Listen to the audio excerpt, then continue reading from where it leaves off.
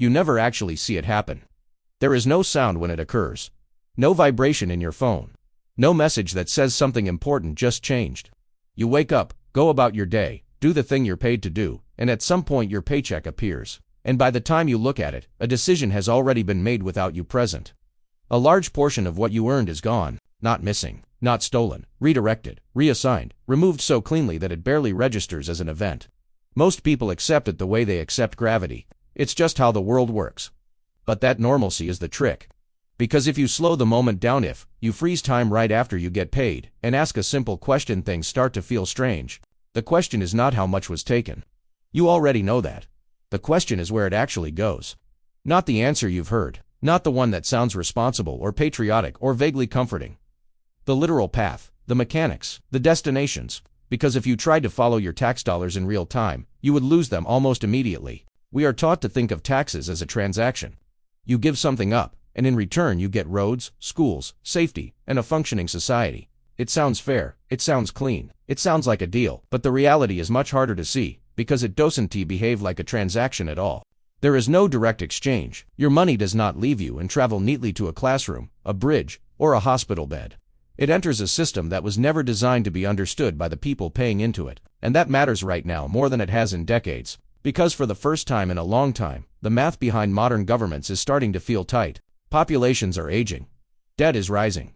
Trust is thinning. The cost of simply maintaining stability is growing faster than the economy that supports it. And in that environment, taxes stop being a background detail. They become the pressure point. The thing everyone argues about without fully understanding what they're actually arguing over. This is where the gap opens up between the story and the system. The story says, your taxes fund the future. The system uses them to service the past. The story says taxes pay for spending. The system spends first and reconciles later. The story says taxes are about fairness. The system is mostly about enforceability.